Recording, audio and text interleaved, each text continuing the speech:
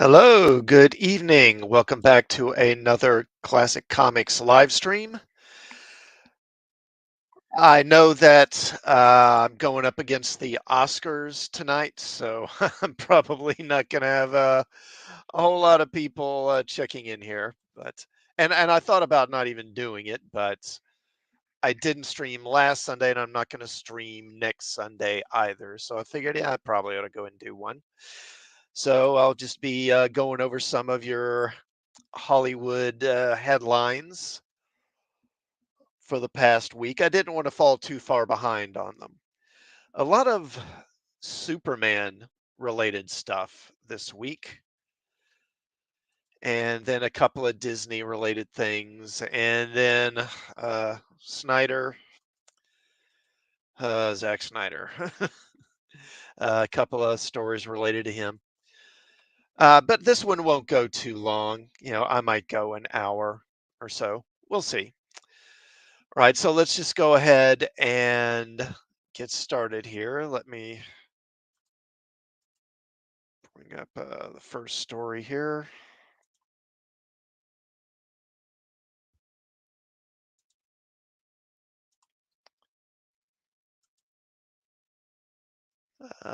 Well, no, not that one. Like again, this we're starting off with Superman related stuff. Okay, here we go. This is the one. Okay, so some of you may have heard there was a tweet by James Gunn this week, and this comes from MSN.com. Director James Gunn has taken a significant step in reshaping the Superman franchise by updating the title of the highly anticipated film. Announcing on social media that production for the movie began on February 29th, Gunn felt the occasion was apt for dropping a major update regarding the project, which introduces David Cornsweet as the fresh face of the Man of Steel. Gunn, Gunn disclosed not only the change in title, but also a teaser of what fans can expect from the updated Superman look.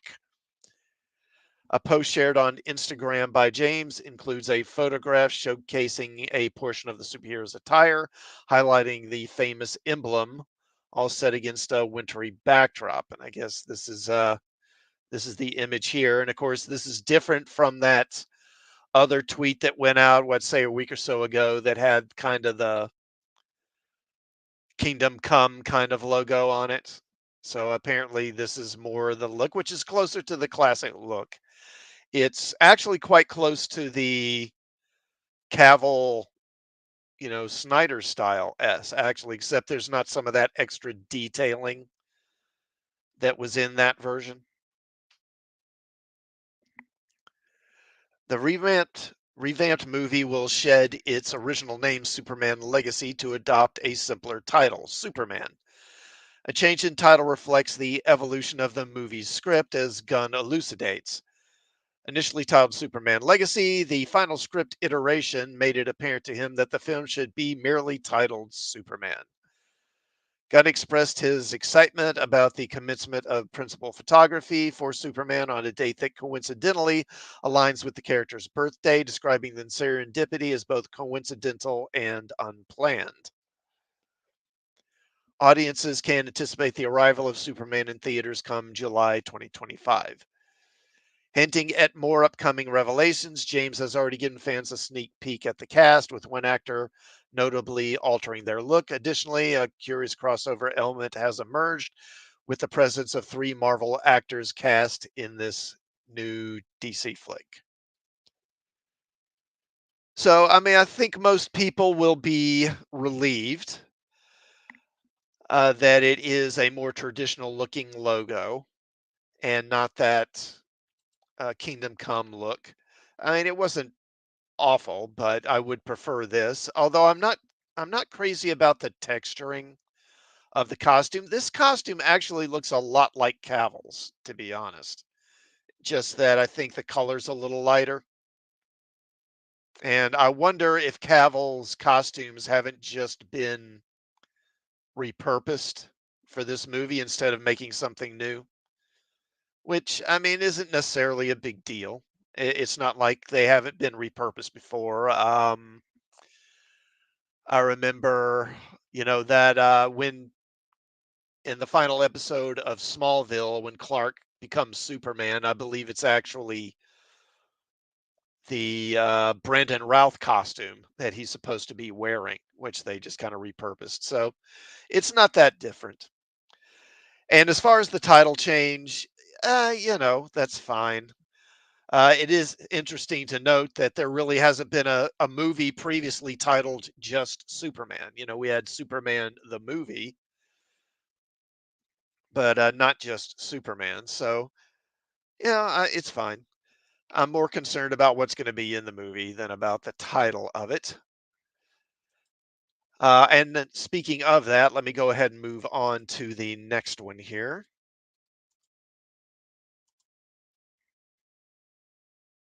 Let's see. Is this it? Okay, yeah, here we go. And this is from Screen Rant. Superman Legacy could already be setting up the Justice League's DCU replacement. Let me increase this here. The Justice League of the rebooted DC Universe may debut as early as 2025's Superman Legacy, as new details about the upcoming project hint at one important DC Comics location being introduced. Plans to reboot the DCEU into the new DC universe have been in motion since James Gunn and Peter Safran were hired as co-CEOs of DC Studios in November of 2022.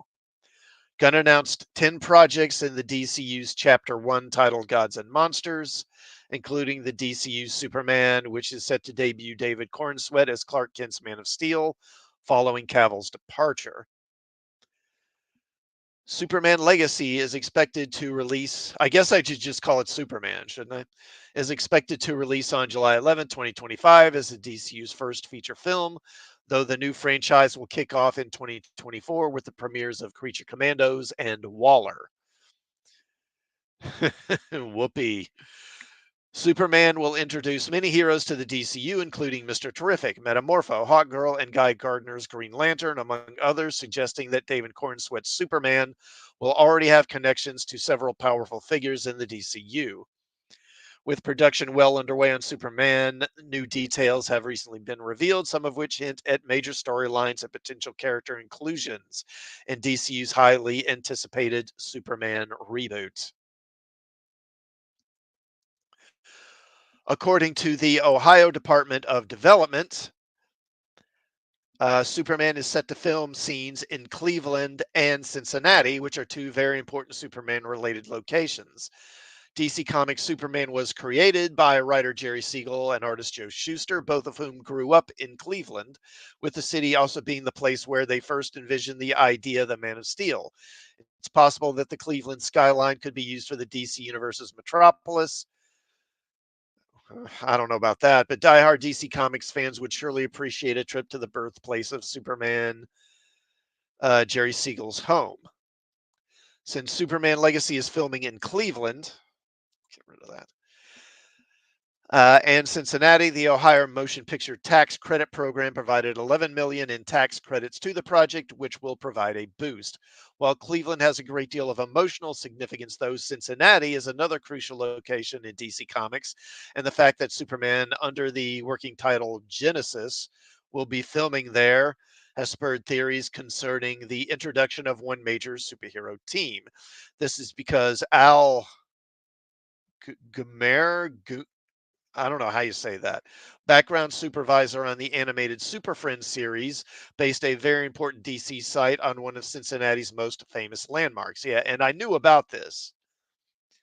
And so it is interesting that they're going to be filming here. For the Super Friends series, Al Gamur was inspired by the Art Deco Union Terminal building in Cincinnati for the design of the Hall of Justice, the Justice League of America's headquarters. This design was later used in DC Comics and other DC related media, and the fact that Superman will be filming in Cincinnati has led to some to speculate that the Hall of Justice could be seen in the upcoming DCU project. A grand former train station turned museum, the Union Terminal building's appearance in Superman could mean that a new version of the Justice League will also be debuting. And of course, this is the facade, the front of it here. And can we give it? Yeah, and see, and there's the Hall of Justice in the comics. There's a good shot. And I mean, you can see the resemblance. You can see the inspiration. It is a striking building. And I didn't know about this. I didn't know that the Hall of Justice in the Super Friends was based on a real place until, I don't know, fairly recently, like maybe in the last decade or so. James Gunn's January 2023 announcement regarding the DCU's reboot didn't mention the Justice League at all. And the fate of heroes including Wonder Woman, The Flash, Aquaman, and Cyborg remain uncertain. It wasn't clear whether the Justice League would even appear in the DCU, as Gunn and Safran may want to distance their new franchise from the DCEU. Speaking of Snyder, but the potential appearance of the Hall of Justice in Superman may suggest the opposite. It's possible that Superman will introduce a new version of the Justice League, though the team will be very different from the one audiences know. Indeed, the Justice League hasn't yet been confirmed to be appearing in Superman. They're just about the only DC characters who aren't appearing in it, though. But the potential debut of the Hall of Justice presumably means that the team are already functioning in the rebooted DC universe. It's possible that David Cornsweet's Superman is already a member of the team, as Superman Legacy has already been confirmed to not be exploring his origin. While he won't be joined by the likes of Batman, Wonder Woman, and Aquaman, several other heroes in Superman have at one time or another been members of different Justice Leagues in DC Comics. While Clark Kent's Superman was a founding member of DC Comics Justice League, Rex Mason's Metamorpho joined in 66, Hawkgirl joined in 1977, Guy Gardner's Green Lantern formed the Justice League International in 1987's Legends number 6, and Michael Holt's Mr. Terrific was a part of the Justice Arcana in 2008's Trinity number 31. I mean, Mr. Terrific's more a member of the Justice Society rather than the Justice League, really. Anthony Kerrigan, Isabella Merced, Nathan Fillion, and Edie Gathegi, I guess that's how you say that, respectively, will be debuting as these heroes in Superman, so this group could form the DCU's first Justice League team. The project could also lay the foundations for a more traditional Justice League lineup in the DCU's future. Yeah, I mean, you could do that, but I think part of the problem, one of the things that makes me nervous about this movie is all the characters that are being stuffed into it. It feels like they're really trying to cover too much. Oh, hey, Adega. Good to see you, man. Thank you for stopping by again. I did see that you premiered a new chapter earlier. I need to take a look at that. Okay, so, but the thing is with Mr. Terrific is he's mostly been a Justice Society member. He can work in the Justice League, but I think the thing with him is that he and Batman kind of cover the same sort of talents. You know, they have kind of the same power set or the same skills. So having both of them seems kind of redundant to me. So I would think that they probably wouldn't bring Mr. Terrific in if Batman is going to be on the team too. I could be wrong, but that's kind of my thinking on it. All right. Let me move on to the next one here.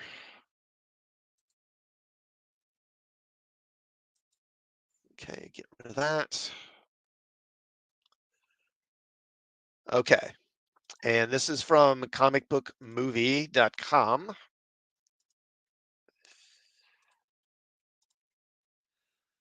All right. DC Studios boss James Gunn says lack of DC content in 2024 is great for the upcoming DCU reboot.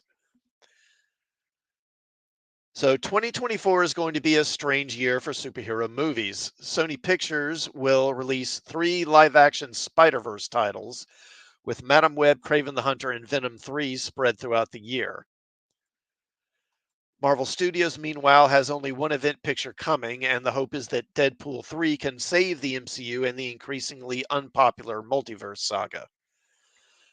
Then there's DC. 2023 has been disastrous for the brand, with Shazam, Fear of the Gods, The Flash, and Blue Beetle all flopping. And Aquaman and the Lost Kingdom is likely to as well. I guess this was done a while back before Aquaman came out. While a DC Studios led reboot looms, 2024 will deliver only Folie à Deux and hopefully the fourth and final season of Superman and Lois.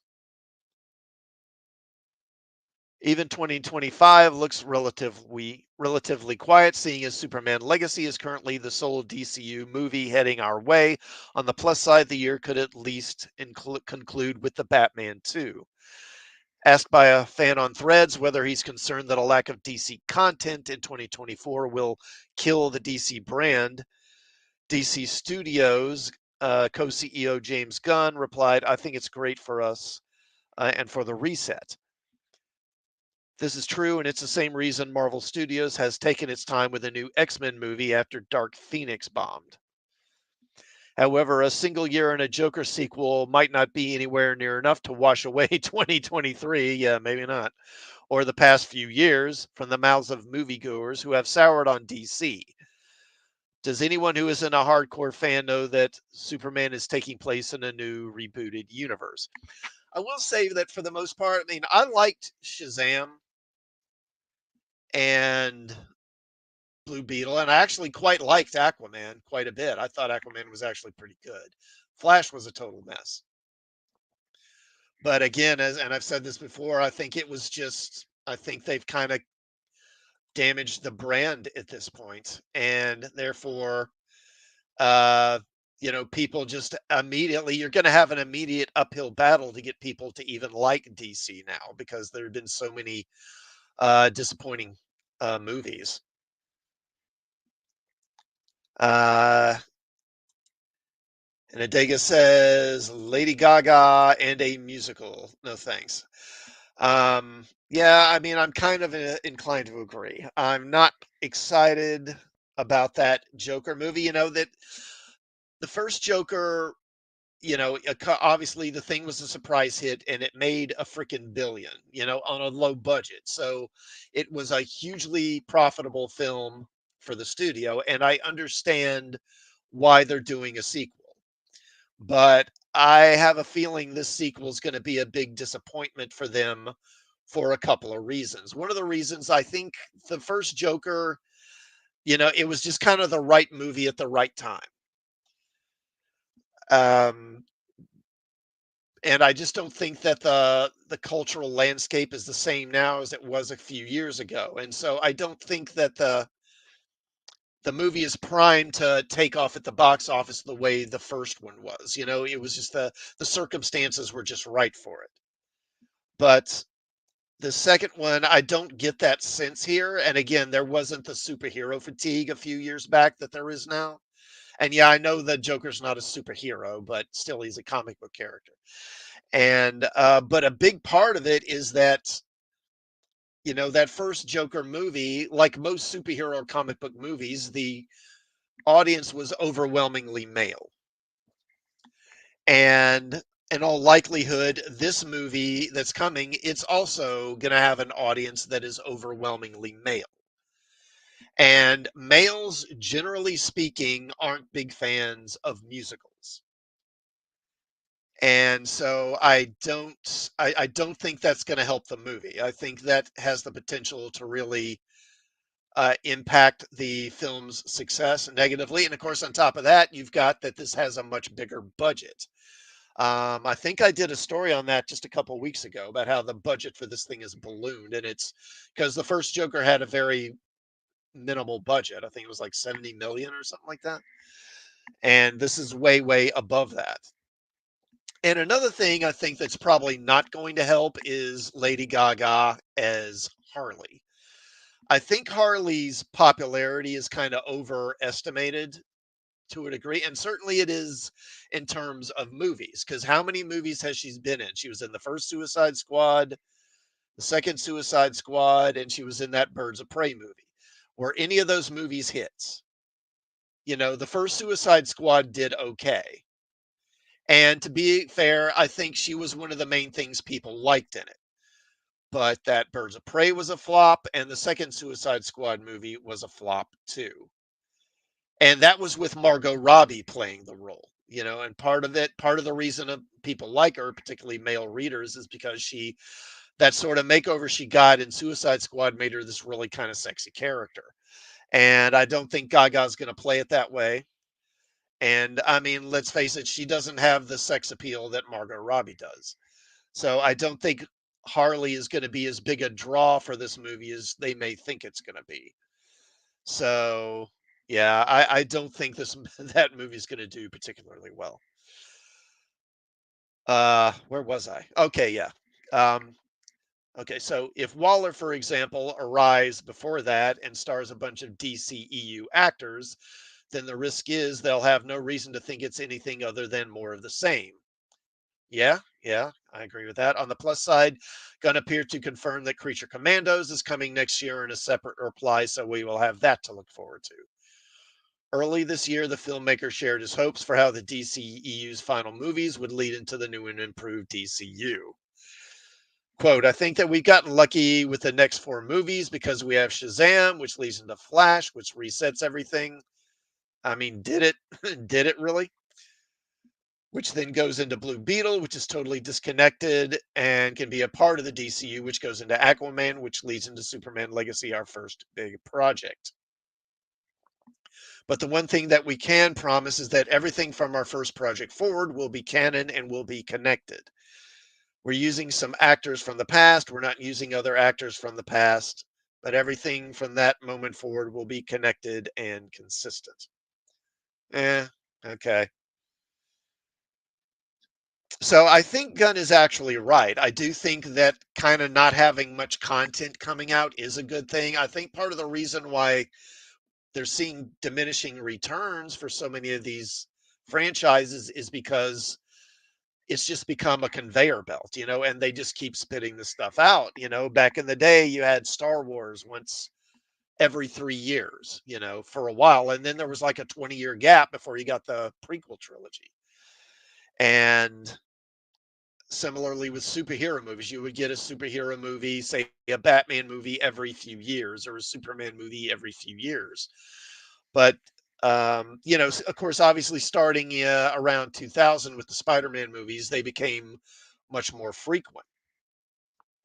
But particularly, and they became more frequent in the 2000, and then with, yeah, exactly, Adega. Yeah, it's not an event anymore when these movies come out. And in the 2000s, then you had a number of franchises. You had the Spider-Man movies, you had the X-Men, you had the Fantastic Four, you had the Batman Begins trilogy. So the frequency increased. And then in the 2010s, starting with the MCU taking off, you had even more. And now you were getting a few of these movies every month. And then in the last few years with streaming, it's just like it's constant. You're constantly barraged with it. And particularly with it all being connected, and there's this sense that you need to watch everything, which you don't really. I mean, that's kind of misleading. And I think it just wears people out. Okay. Let me move on.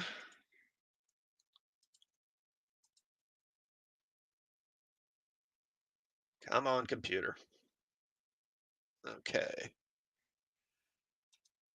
And speaking of budgets for movies, let me bring this up. And this is from Screen Rant. James Gunn tackles Superman Legacy budget rumor that would make it the second most expensive superhero movie ever. A Superman director, James Gunn, addresses a recent DC Universe rumor about the new movie's supposed budget. Gunn's DC Universe is closer than ever to finally getting started as the Superman team prepares to proceed with principal photography in Atlanta this week. Starring David Cornsweet as the new Man of Steel, Superman will be the first proper DC Universe movie from DC Studios, while Creature Commandos will be premiering as the first TV show from the franchise on Max later this year. This week marks the official start for the Superman cast as they will finally be kicking off filming. However, before the cameras even start to roll, Gunn had to address yet another DC Universe rumor, this time about the Superman Legacy budget.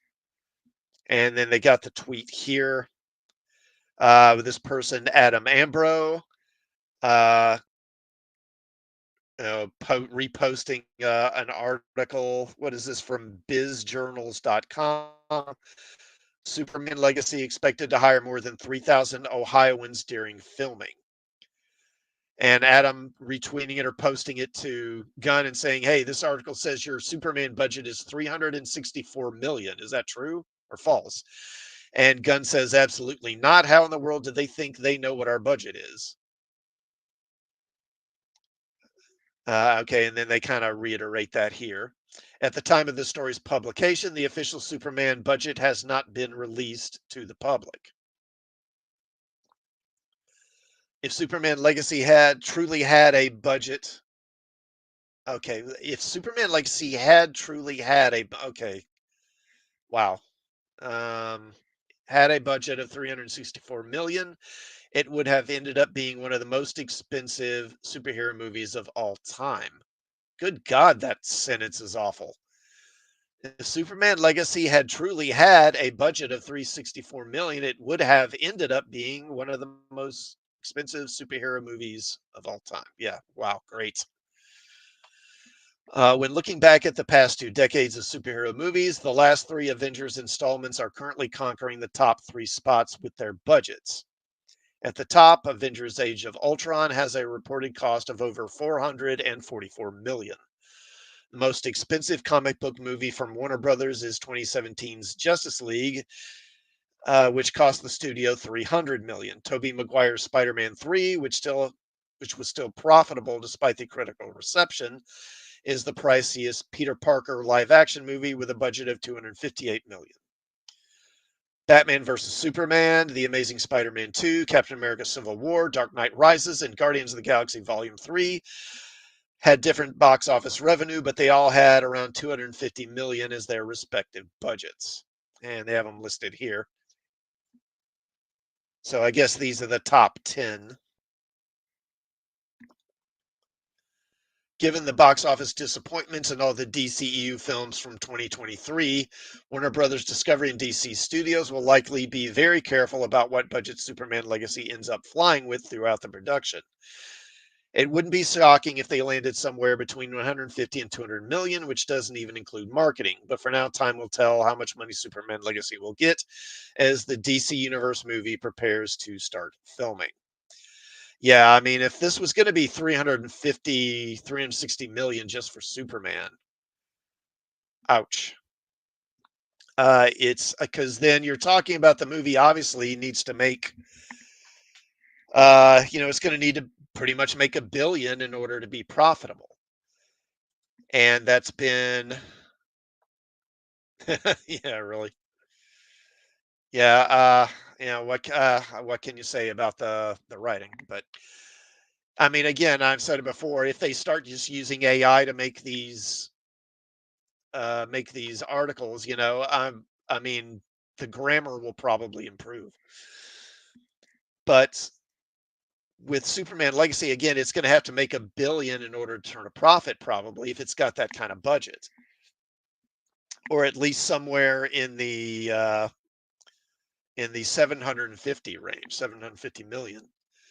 I've heard different things, anywhere from 2 to 3 million in order to turn a profit. Now, I mean, a Superman movie shouldn't cost that much, but they've stuffed so many characters into this thing.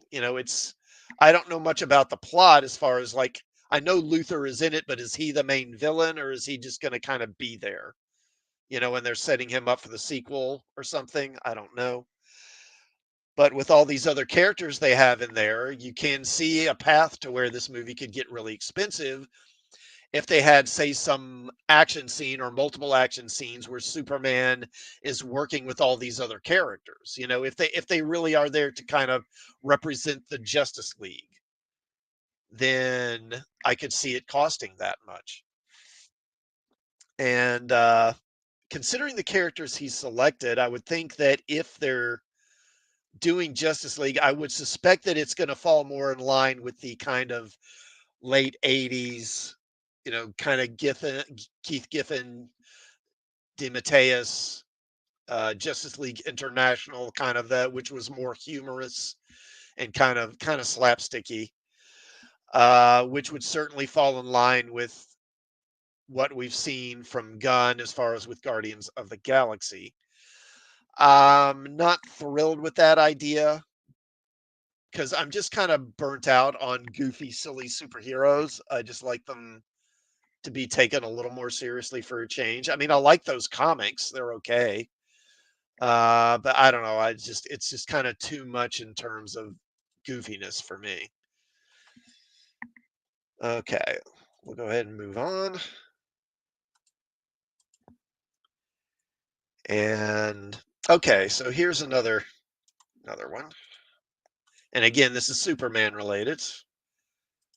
And this is from Bounding into Comics. So James Gunn race swaps Perry White for upcoming Superman cast. Wendell Pierce is cast as Daily Planet boss, and here you see him. And he's one of those character actors. When you see him, you recognize him, but you don't really know his name. Because I didn't know the guy's name before, but when I saw the face, I was like, oh, that guy. He's just one of those working character actors.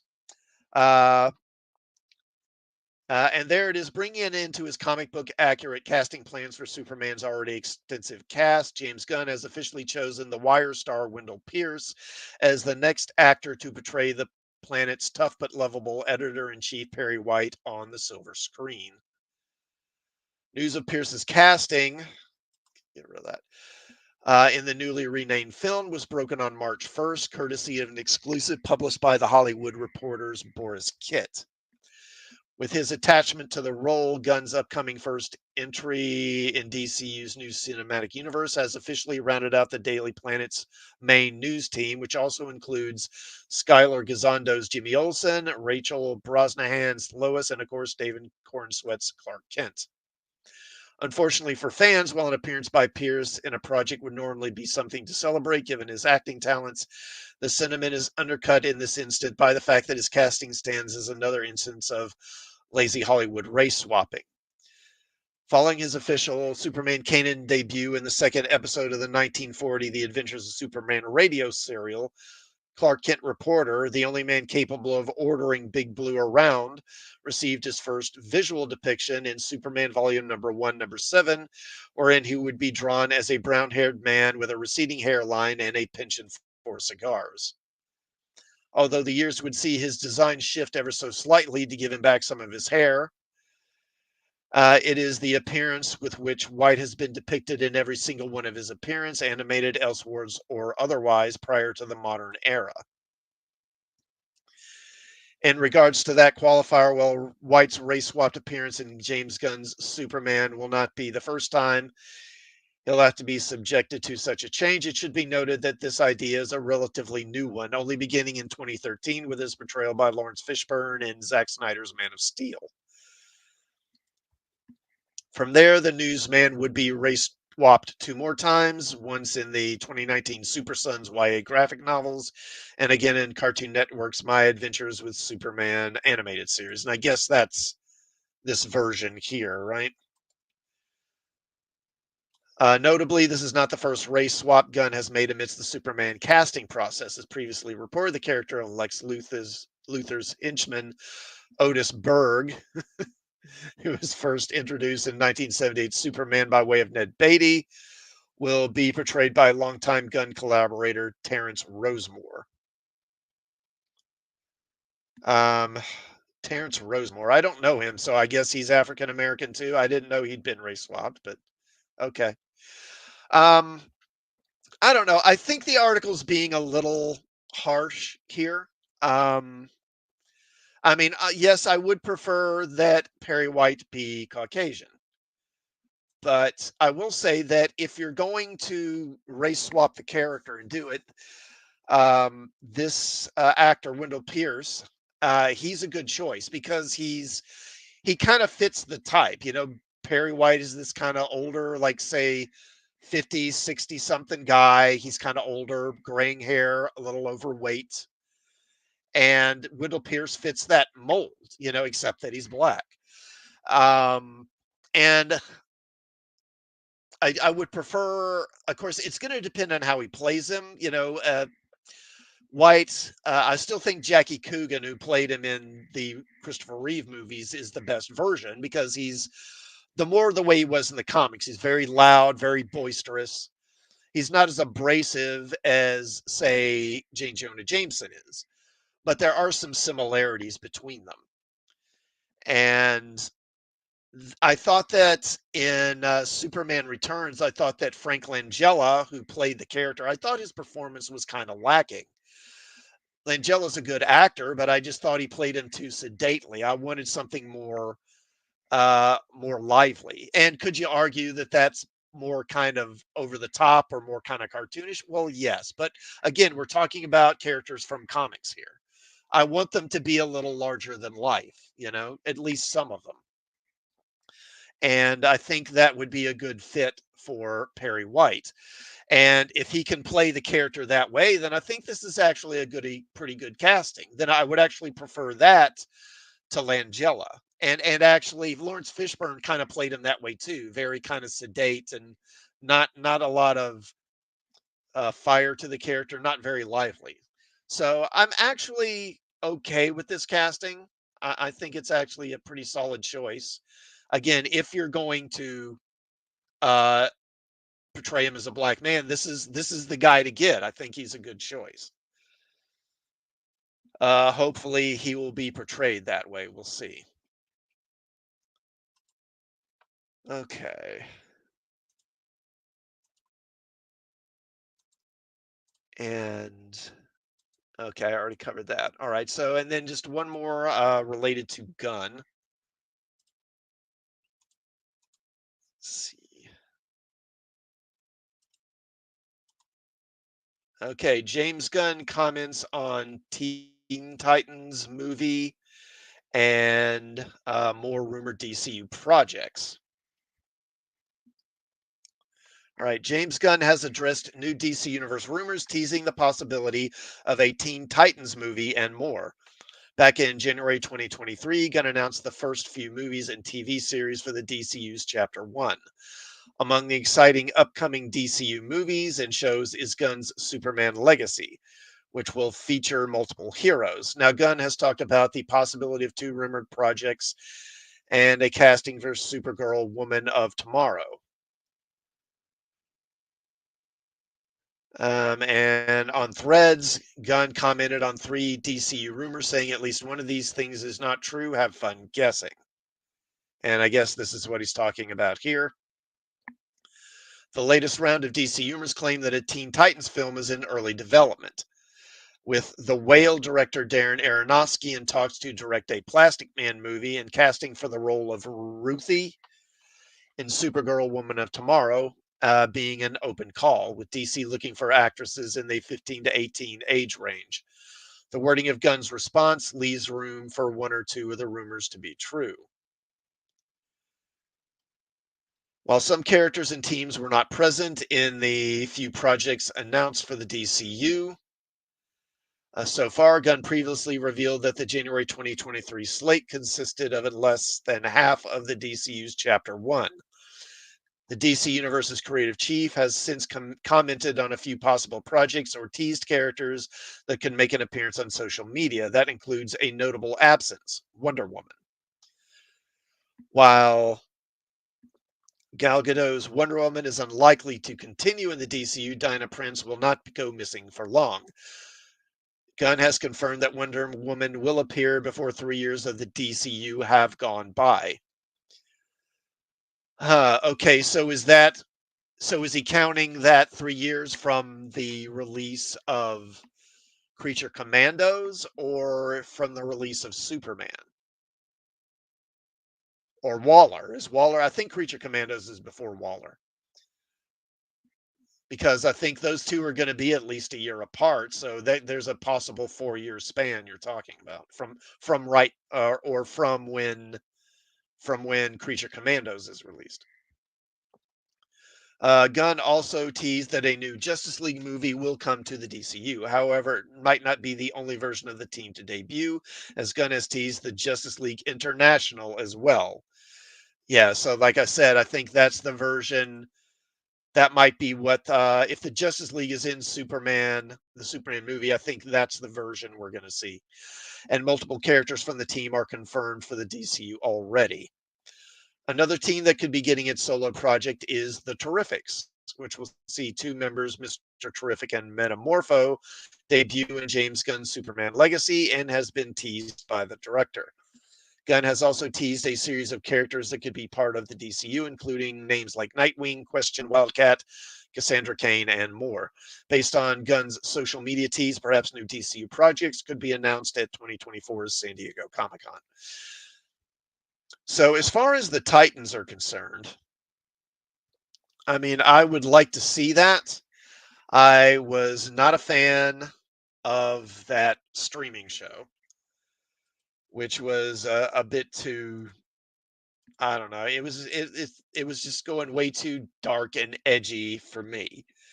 Um, Obviously, it was based largely off of the new Teen Titans run from the '80s, which is one of, if not my all-time all-time favorite runs in comics, really. And yes, the thing did get edgy. It did get a little violent or dark sometimes, but this show was so relentlessly violent and graphic. And they just got off on a terrible start. There was those advertisements where you had Nightwing saying "F Batman," and it was just like, okay, what is this crap? So I would hope that they would go in a different direction if they do a new Titans, but I don't have much hope for that. When talking about Superman, Gunn had been saying a lot of the right things about striking a different tone, I think, from Snyder's DCEU. But aside from Superman, it seems like everything else they're doing is going to be like darker and edgier again, like The Authority and that Supergirl movie that's in development. I've seen some articles saying that they want to go for dark and edgy with that. So, I don't know. I don't know. I have very mixed feelings about this new DCU that Gunn is making. I want it to be good, but I'm afraid they're just going to make the same mistakes all over again. And also regarding the Justice League International. Now, look, I like the Justice League International, but the reality is I don't think that movie would succeed as a it would succeed as a movie, because if you do Justice League International, everyone's going to be looking at the team and saying, who are these people? I mean, Justice League to most people is going to be Superman, Batman, Wonder Woman, Flash, Green Lantern, Aquaman, maybe a couple of others. Justice League is supposed to be the all-star team of superheroes. It's supposed to be the best, the biggest and best heroes. And yes, in comics, sometimes they veer away from that. But usually that's always limited because it never lasts. You do that.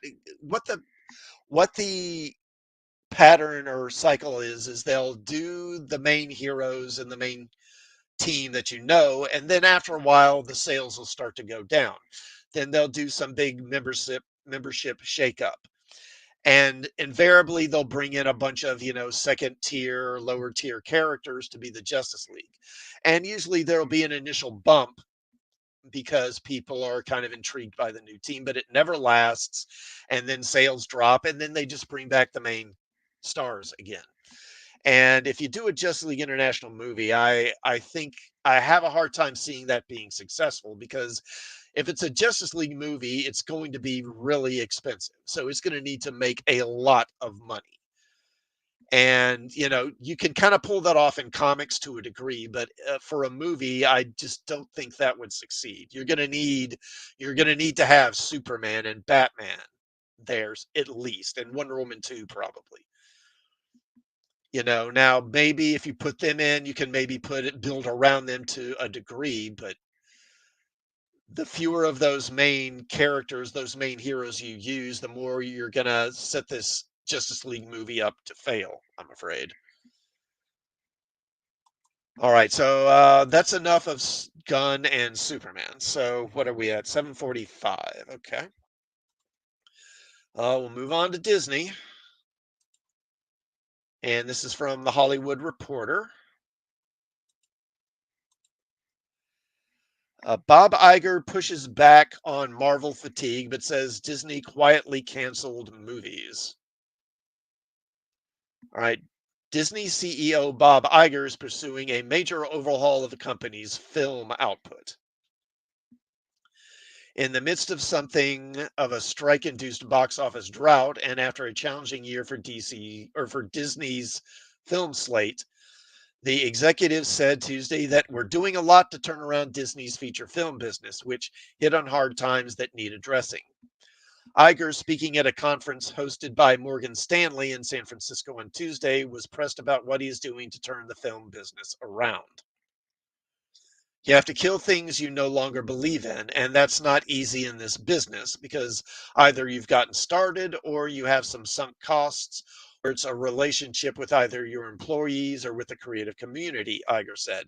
It's not an easy thing, but you've got to make those tough calls. We've actually made those tough calls. We've not been that public about it, but we've killed a few projects already that we just didn't feel were strong enough. Hmm. Well, considering you just put out Echo and they've still got Agatha Harkness coming, I gotta wonder what they think isn't good enough to be released or be made. Iger added that he's been spending a lot of time with the creators, watching these films, giving detailed notes in these films, engaging in a respectful process that results in improvement. And he pushed back on the idea of superhero or franchise fatigue, saying that it was, quote, not an accident that Marvel's first 33 films generated just under 30 billion at the box office. A lot of people think it's audience fatigue. It's not audience fatigue. They want great films. And if you build it great, they will come. And there are countless examples of that. Some are ours and some are others. Oppenheimer's a perfect example of that, just a fantastic film. Iger said, focus is really important. We reduce the output of Marvel, both number of films they make and the number of TV shows, and that really becomes critical. But I feel good about the team. I feel good about the IP we're making. I talked about a lot of the projects. We look years ahead, really, and it's iterative. Now, I will say I actually agree with him here. He's saying it's basically, well, essentially saying it's more about the quality rather than the quantity. Yeah, and I agree, Adega. Yeah, I'll believe it when I see it too. But the thing is, what is he? And I've said this on the stream because we've seen comments like this before, and I say, well, what does he mean by quality? And I strongly suspect that what they're basically just thinking is we need to make the effects better. Because there's been a lot of criticism of the CGI, being slipshod and stuff like that. And I have a strong suspicion that they're cutting down on the output so that they can make so that the special effects teams aren't as stretched thin and can concentrate more on the effects on, say, a particular movie and make them better. And that's good, but if you're not changing the writing and changing your approach to these characters, I'm not sure that's going to help. Not only do you look at the films you're making, you look at every part of that process, who the directors are, who's being cast, reading scripts. I personally watch films 3 to 5 times with the team and just create a culture of excellence and respect, which is really important with the creative community. Yeah, we've seen that culture of excellence, haven't we? Yeah. And again, the track record speaks for itself. Yeah, it does, doesn't it? On a related note, Iger also touted Disney's 2024 film slate, calling the upcoming Kingdom of the Planet of the Apes one of the better films in the franchise, the upcoming Inside Out and Moana sequels, and also the big Marvel release of the year, Deadpool and Wolverine, which Iger predicted will be one of the more successful Marvel movies we've had in a long time. Yeah, but that's really a Fox movie, isn't it? More than a Marvel movie, technically. Iger's comments come amid a pivotal moment for Disney with a pair of activist shareholders, Nelson Peltz's Trian and Blackwell's Capital, each seeking board seats. During Disney's last earnings call, Iger announced a slew of projects and deals hoping to push back against the activists, including a partnership and 1.5 billion investment in Epic Games that will bring Disney franchise IP to the Fortnite universe. A surprise Moana sequel, which will hit theaters this year, a deal to bring Taylor Swift's Eras Tour movie to Disney Plus. That'll probably make them a ton, I bet. And a fall 2025 launch date for ESPN's direct-to-consumer flagship service. At the Morgan Stanley conference, Iger said that, quote, this campaign is, in a way, designed to distract us, to take our eye off all those balls that we talked about. It's that simple, and I'm working really hard not to let this distract me. Because when I get distracted, everybody who works for me gets distracted, and that's not a good thing. Yeah, I saw some reports about that. I guess Peltz and Trian, they put out a some kind of financial report covering laying out how much money Disney's lost in recent years, thanks to Iger and Disney and some of the choices they made. And it was, I don't know, it's like something like 70 billion or something crazy like that, I think. I thought about including that here, but I don't know. Just rattling off numbers, I just think isn't the most interesting thing, and I'm hardly an expert. Other YouTube channels can probably do a better job of that, like Valiant Renegade. I think he does a good job with that sort of stuff. All right. Let me move on. Or I will if my computer, which has frozen up, will let me. Come on. Great. Okay, there we go. I thought I was going to have to end early here. Okay. Okay, now speaking of dubious projects, did I? Okay, let me bring that back up. Because again, going back to the whole idea of projects that they're canceling, and you wonder, well, if they're doing this, then what projects did they think weren't good enough? Where is that again? Okay, here it is. And this is from 9to5marvel.com.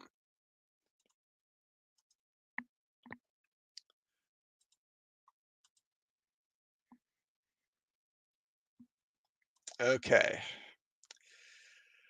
Introduction to Marvel's Bloodstone spin-off series.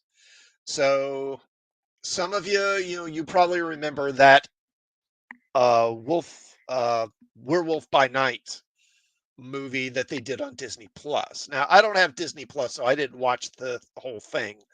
I saw bits and pieces of it on YouTube. It looked pretty good. It did seem like it was better than most of the stuff they did, although it was still pretty heavy on the strong whammon angle. But and I didn't think that they really characterized Swamp Thing properly. But oh well. But anyway, in that they introduced a character named Elsa Bloodstone. And that character is the daughter of a Bronze Age Marvel character named Ulysses Bloodstone.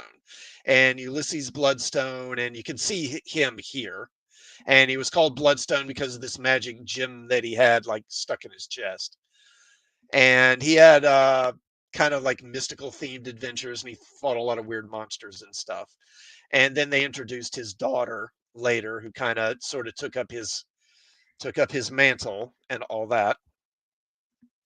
And apparently they're now planning to do a Elsa Bloodstone spinoff. Now she was in that Werewolf by Night movie, and so again, is just like with WandaVision, and just like with that Hawkeye show, they're trying to use these streaming shows basically as platforms to introduce these female characters and then spin them off into their own shows. Marvel fans are eagerly anticipating the development of Marvel's Bloodstone at Marvel Studios. a spin-off series centered around Elsa Bloodstone, known for her appearances in Werewolf by Night.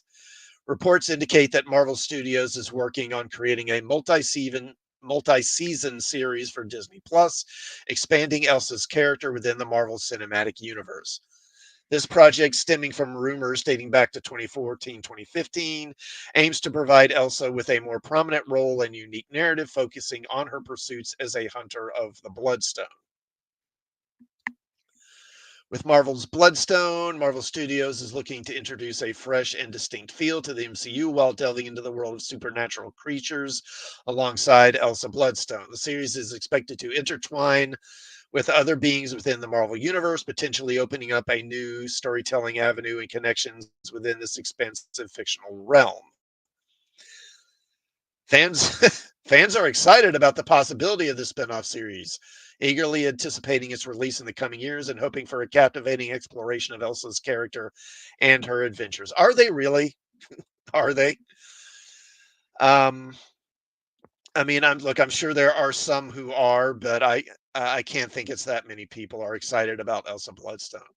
And giving the sort of mystical nature of her character, I got to think that if they're talking about crossing her over with other characters, who would you be talking about? Well, I think you'd be talking about Wanda, about Scarlet Witch would be one. I would think that Agatha Harkness would be another. So I wouldn't be surprised if they were looking at having those characters like team up or something down the line. As the development of Marvel's Bloodstone progresses, the buzz surrounding this potential Disney Plus series continues to grow. Really? I, uh, I mean, I'm sorry, source? Give me some proof of that. Generating enthusiasm among both fans of Elsa Bloodstone and enthusiasts. Again, fans of Elsa Bloodstone. Who's a fan of Elsa Bloodstone? Nobody. And enthusiasts of the supernatural elements within the Marvel Universe, with a focus on expanding Elsa's narrative and integrating her into a larger tapestry of characters and creatures. This project has the potential to offer viewers a unique and engaging viewing experience, promising to deliver a fresh perspective on the beloved universe crafted by Marvel Studios. This feels like it was written by AI, doesn't it? That feels totally AI written. But again, I mean, fans of Elsa Bloodstone. No one's a fan of Elsa Bloodstone. I Bloodstone's a fairly obscure character, even for Marvel fans. I mean, I know of the character. I don't think I've ever actually read a story. I might have read one somewhere, but I don't think I've ever read actually a story with him in it. And I've never read any of his daughter's stories either. Yeah, yeah, I agree. Yeah, that feels like an AI article to me. Well, and this show will probably be AI written too. Oh, good lord. I mean, yeah, I mean, if they're canceling projects, but they're going forward with Elsa Bloodstone, it's like, good lord, what were the projects they thought weren't good enough? Okay, well, I had a couple of others. Actually, let me do this right quick because I did want to cover it. So Zack Snyder, I'll do this one quickly, and this will be it. This is from IGN.com. Zack Snyder says DC is making Batman irrelevant if he can't kill. Hey. Batman vs. Superman Dawn of Justice director Zack Snyder has said DC is making the Cape Crusader irrelevant if he can't kill. Speaking on the Joe Rogan Experience, Snyder said he often finds himself, quote, in trouble with fans because of his, quote, deconstructivist point of view, but assured it's because I care that I want to take him apart. Okay. He uses the example of Batman traditionally choosing not to kill his enemies, which is a concept present in most comics and films and instrumental to his iconic relationship with the Joker. Quote, Batman can't kill is canon. And I'm like, okay, the first thing I want to do when you say that is I want to see what happens. And they go, well, don't put him in a situation where he has to kill someone. You're protecting your God in a weird way, right? You're making your God irrelevant if he can't be in that situation. He has to now deal with that. And if he does do that, then what does that mean? What does it tell you? What does he stand? Does he stand up to it? What do you mean? Does he stand up? I'm not even sure what he means by that. Does he mean like stand up to the moment and that he doesn't kill? Is that what he means? I don't know. Does he survive that as a god? As your god, can Batman survive? Batman's not a god. He's a guy. All right. There aren't any particular personal murders of Batman's in Batman versus Superman. However, where the superior takes his moment to reflect or consider. Half a dozen deaths come via the Batmobile's machine guns or blatantly driving through people, and Batman himself stabs, blows up, and breaks necks on a handful of henchmen, too. The scene proved controversial with Batman fans, so Snyder has been forced to defend the killing previously. Someone says to me, Batman killed a guy. I'm like, really? Wake the F up. He also compared it to his other comic book film, Watchmen, and its mature story. Once you've lost your virginity to this effing movie, and then you come and say to me something about that, my superior wouldn't do that. And I'm like, are you serious? I'm like down the effing road on that. It's a cool point of view to be like, my heroes are still innocent. My heroes didn't effing lie to America. My heroes didn't embezzle money from their corporations. My hero didn't commit any atrocities. That's cool, but you're living in a freaking dream world. Well, yeah, this is pretend, dude. Yes, we are. It is a dream world. It is. Well, Snyder once led the DC cinematic universe with Man of Steel, Batman vs. Superman, and his 4-hour version of Justice League, but this franchise has now come to an underwhelming end uh, with Flash, Blue Beetle, and Aquaman in the Lost Kingdom, and Shazam, don't forget Shazam, which all disappointed at the box office. I mean, really, aside from the first Aquaman and the Joker movie and maybe Wonder Woman, they pretty much all disappointed, didn't they, at the box office? DC's new co-CEOs James Gunn and Peter Safran will instead lead a new cinematic universe, blah, blah, blah, blah, blah. Okay. So, yeah, I don't know. I'm really just done with Snyder at this point. And I'm glad he's no longer involved with DC, and I hope he never will be again. Uh, you know, I originally when he was first doing Man of Steel, and I was kind of like, okay, well, I kind of see what he's doing. I wasn't thrilled, but I was willing to give him the benefit of the doubt and see what happened. But I tell you, particularly when they did his Justice League, I saw his version of Justice League, and you see the future scenes, and it's okay, Superman's evil again. And then you heard, the plans that he had where like Batman and Lois were going to have an affair behind Superman's back and crap like that. And I was just like, what is this?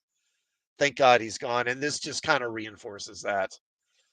And I'm not going to bother to cover the article, but speaking of other nonsense, if you may have seen, apparently he's claiming that more people saw Rebel Moon than saw Barbie. Yeah, like no one does anyone believe that except him? I don't think so. All right. Anyway, so I'm at an hour, so I'll go ahead and wrap up there. And as I said, I won't be streaming next Sunday. I hopefully will have a video out tomorrow, but that'll probably be it at least for the next week or so because I'm going to be pretty busy. But should be back in 2 weeks. I hope to see you all then. Adega, thanks for stopping by again, sir, and everyone else who may have stopped by during the stream. If you are not subscribed, please subscribe and please do like the stream. And I will see you all next time. And have a good night, everyone.